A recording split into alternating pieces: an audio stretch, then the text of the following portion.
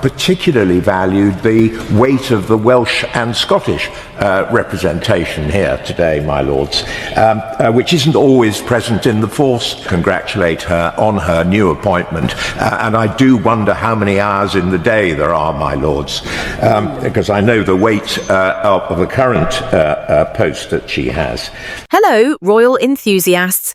Step into the world where the ancient halls of power meet the modern sparkle of the monarchy. And today's tale is one that's got everyone from Buckingham Palace insiders to Parliament corridors buzzing with excitement. We're talking about a move that's not just a nod to tradition, but a bold step forward for the future Queen Consort herself, Catherine, Princess of Wales. For weeks, the air has been thick with speculation. Is the House of Lords about to hand Catherine a slice of true regal authority, something that echoes the powers of queens past? And now, with confirmation trickling out from the heart of UK governance, we have our answer. It's a prestigious elevation that positions her closer than ever to the kind of influence typically reserved for the sovereign.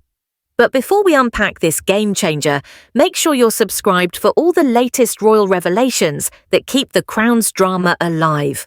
Let's dive in, starting with the roots of this historic shift. It all begins with the quiet machinery of the British Constitution, where the monarchy and Parliament dance a delicate tango.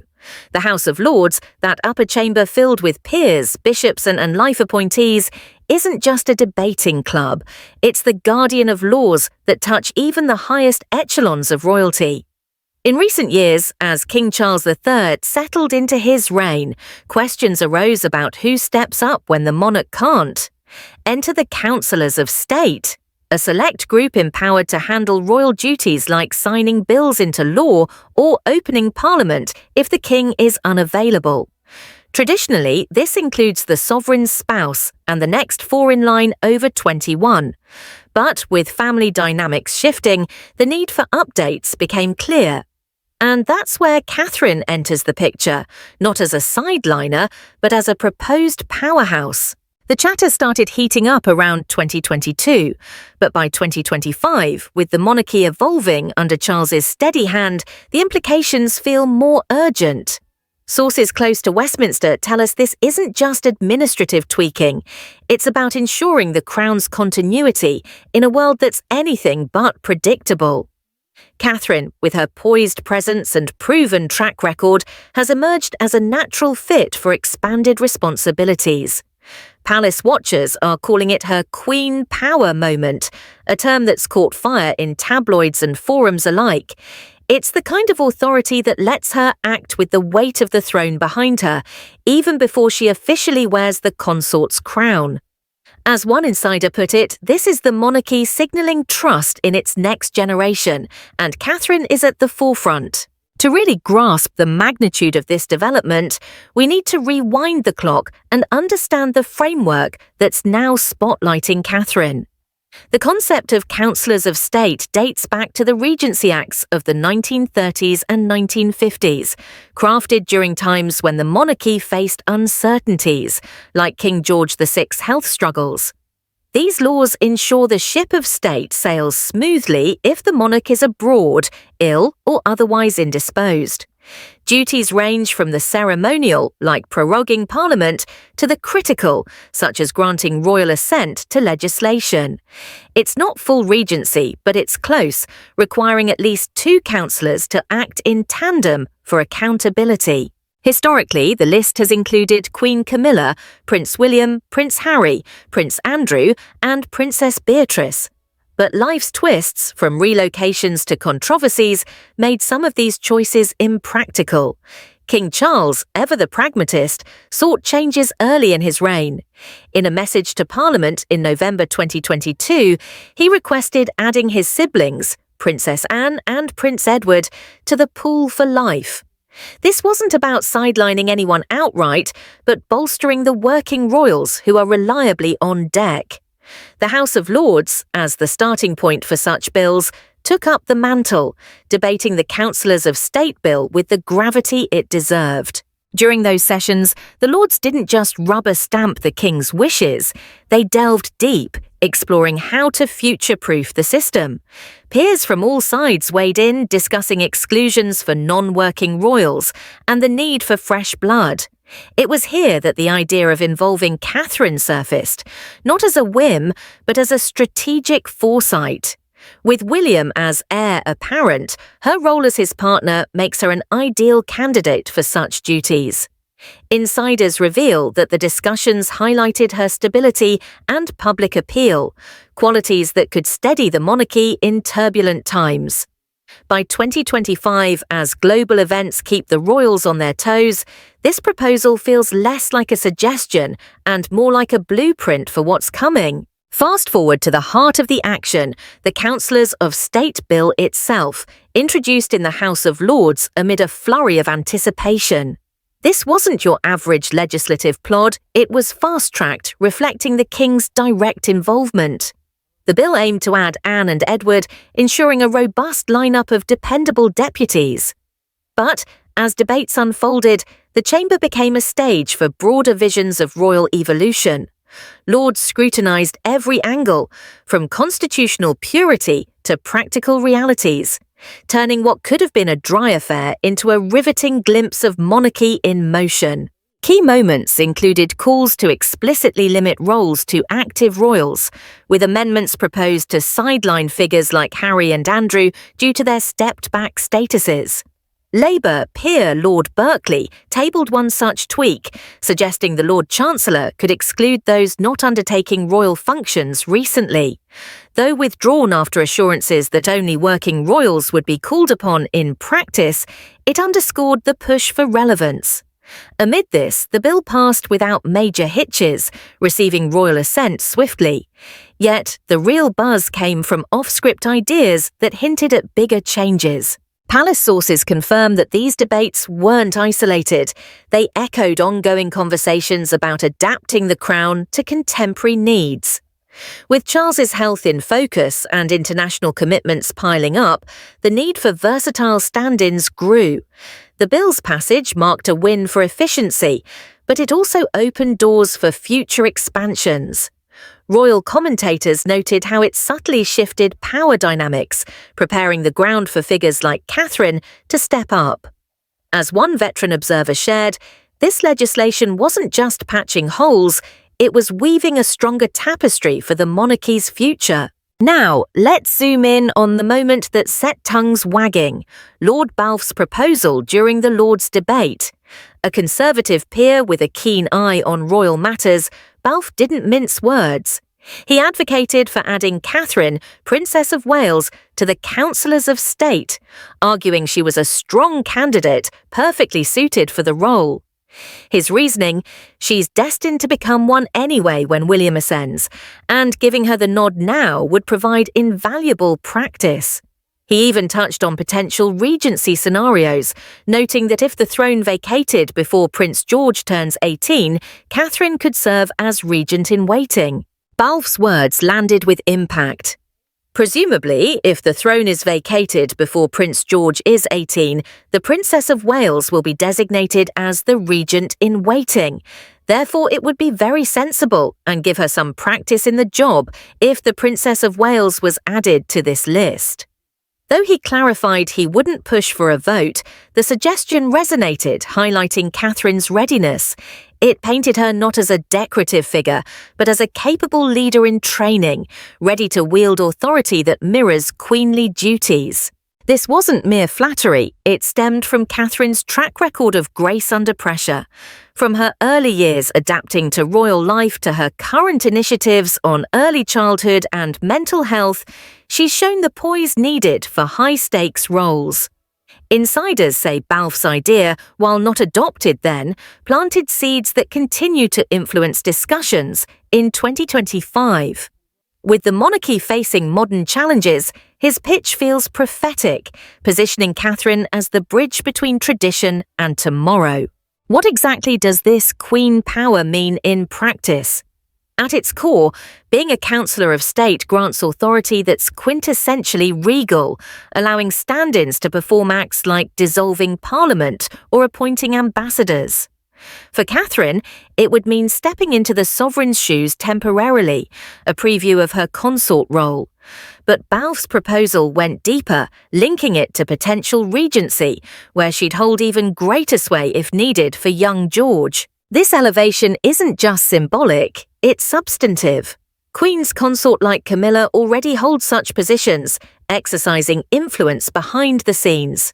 Granting Catherine similar access early signals confidence in her judgment and aligns with Charles's vision of a slimmed-down, efficient monarchy. Sources reveal it's about balance, ensuring family members like her, deeply embedded in public service, can contribute meaningfully without over-relying on outdated lists. Layer in her other recent honours, and the picture sharpens. In 2025, King Charles authorised Catherine to issue royal warrants starting 2026, making her the first Princess of Wales in 115 years with this endorsement power. This seal of approval for brands boosts British industry and echoes queenly patronage. Add her 2024 appointment as Royal Companion of the Order of the Companions of Honour, a first for any royal, recognising her contributions to society. Together, these weave a tapestry of prestige, amplifying her voice in national affairs. Behind the pomp, this story has a deeply personal angle. Catherine's journey from commoner to crown jewel has been marked by resilience, especially amid health challenges and family losses. The proposal to empower her reflects trust, not just in her public persona, but in her private strength as a mother and partner. With George, Charlotte, and Louis growing up under the spotlight, her focus on normalcy mirrors the reasoning for her potential role: stability in uncertain times. Insiders whisper that William and Catherine's united front influenced the Lord's thinking. Their modern approach, blending duty with family, resonates in a post-Elizabeth era. Charles's own experiences with regency planning during his mother's reign likely fueled the push for proactive changes. As one close aide noted, this isn't about rushing succession, but safeguarding the legacy. For Catherine, it's a chance to leave her mark, proving queenship isn't inherited, but earned through quiet dedication. The broader family ripple. It underscores a shift toward working royals, sidelining controversies while elevating reliables like Anne, Edward, and now potentially Catherine. This dynamic fosters unity, ensuring the monarchy remains relatable yet regal. The House of Lords moved to consider Catherine, Princess of Wales, for a Councillor of State role isn't just a footnote in royal history, it's a seismic shift, signalling the monarchy's pivot toward a future that balances tradition with bold adaptability. This isn't merely about tweaking constitutional fine print. It's a profound statement about how the Crown intends to thrive in a world where relevance and relatability are as crucial as regality. By opening the door to Catherine's elevated role, Parliament is crafting a monarchy that doesn't just endure through ceremony, but evolves through strategic foresight, embracing figures who can bridge the gap between ancient duties and modern expectations. Catherine's potential inclusion as a Councillor of State challenges centuries-old assumptions about royal power, particularly its male-dominated undertones. Historically, the monarchy's authority often flowed through kings or male heirs, with consorts playing supportive, ornamental roles. But Catherine's rise, alongside her other honours like the 2026 Royal Warrants Authority and her 2024 appointment as Royal Companion of the Order of the Companions of Honour, paints a different picture. She's not just a future queen consort, she's a dynamic leader whose influence is already reshaping perceptions. Her work on early childhood development, championed through initiatives like the Royal Foundation Centre for Early Childhood, brings a fresh lens to state matters. If empowered as a councillor, she could infuse policy discussions with insights grounded in her advocacy for mental health and family well-being, areas that resonate deeply with contemporary Britain. This move also reflects a broader cultural shift. The monarchy, under King Charles III, faces relentless scrutiny in a digital age where every decision is dissected on platforms like X. Empowering a figure like Catherine, whose public approval ratings consistently soar, is a calculated step to strengthen the institution's appeal. Her relatable persona, mother, advocate, and modern royal, makes her a beacon for a generation that values authenticity over aloof grandeur. By positioning her as a potential deputy, the Lords are betting on a monarchy that feels accessible yet retains its mystique, a delicate balance that could define its survival in the 21st century. Economically, Catherine's growing clout is no small matter. Her ability to issue royal warrants, a privilege not granted to a Princess of Wales in over a century, is poised to bolster British industries, with estimates suggesting the royal endorsement market could generate billions for UK brands. This economic influence, paired with her potential to act in the sovereign's stead, amplifies her role as a soft power asset, promoting national interests without the rigidity of traditional diplomacy. It's a modern take on queenly patronage, aligning the monarchy with commerce and culture in ways that echo Queen Elizabeth II's era but feel distinctly forward-looking. Critics might argue this blurs the lines between consort and sovereign, risking constitutional overreach. Yet supporters see it as evolution, not revolution. The monarchy has always adapted. Think of Queen Victoria's retreat during widowhood, or Elizabeth II's embrace of televised coronations. Catherine's empowerment continues this legacy, ensuring the crown remains a living institution, not a museum piece. It also sets a precedent for future generations, like Princess Charlotte, who could inherit a framework where female royals wield substantive influence, reshaping the monarchy's gender dynamics for decades to come. The implications extend beyond the UK. Globally, monarchies face pressure to justify their existence in democratic societies. By showcasing a proactive, inclusive approach, Britain's royal family offers a model for others, from Scandinavia to Japan. Catherine's role could inspire parallel reforms, proving that tradition and progress aren't mutually exclusive. As one insider noted, this isn't about rewriting the rulebook, but updating it for a world where stability and innovation must coexist. This moment also underscores the monarchy's resilience, with Charles navigating health concerns and global commitments. Empowering trusted figures like Catherine ensures continuity without relying on outdated structures. It's a pragmatic nod to reality. The crown must function seamlessly, whether the king is in London or abroad. By weaving Catherine into this fabric, the Lords are crafting a monarchy that's not just surviving, but thriving, ready to face whatever challenges the future holds with a blend of grace, grit, and groundbreaking vision. As the echoes of this Westminster whirlwind settle, one truth stands out like a beacon. Catherine, Princess of Wales, is stepping into a spotlight that could redefine the monarchy's future. The House of Lords' bold move to consider her for a role akin to Queen power isn't just a constitutional footnote, it's a seismic shift, blending the weight of centuries-old tradition with the pulse of modern Britain. From the meticulous debates in the Lords to Catherine's growing portfolio of honours, this narrative weaves a compelling tapestry of empowerment, one that positions her as a pivotal figure in a monarchy at a crossroads. It's a story that demands discussion, and now, dear royal watchers, it's your turn to weigh in on this captivating chapter. What do you make of the House of Lords' role in elevating Catherine to this unprecedented position? Is it a masterful stroke of modernisation, ensuring the monarchy remains relevant in a fast-changing world, or does it risk diluting the sacred boundaries of sovereign authority?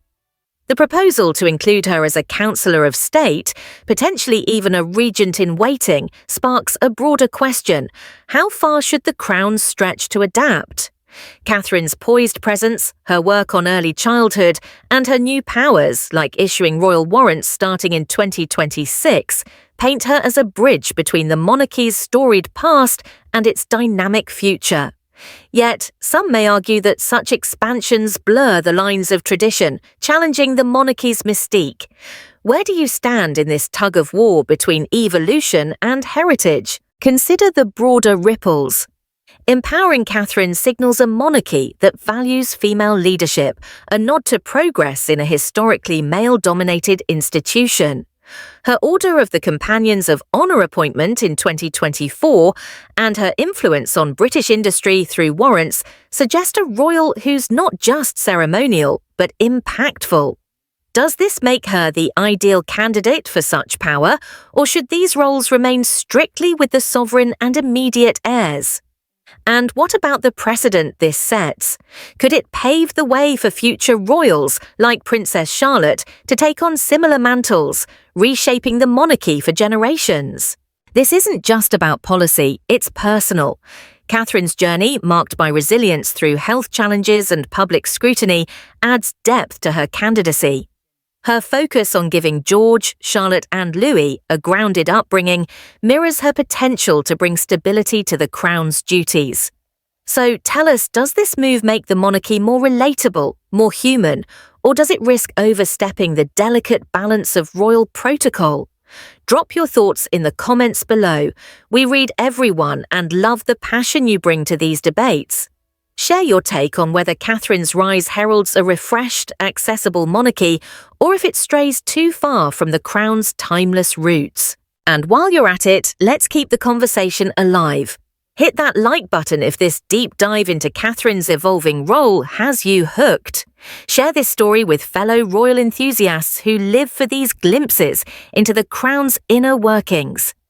And if you're as captivated by the monarchy's twists and turns as we are, subscribe to stay in the loop for every new revelation.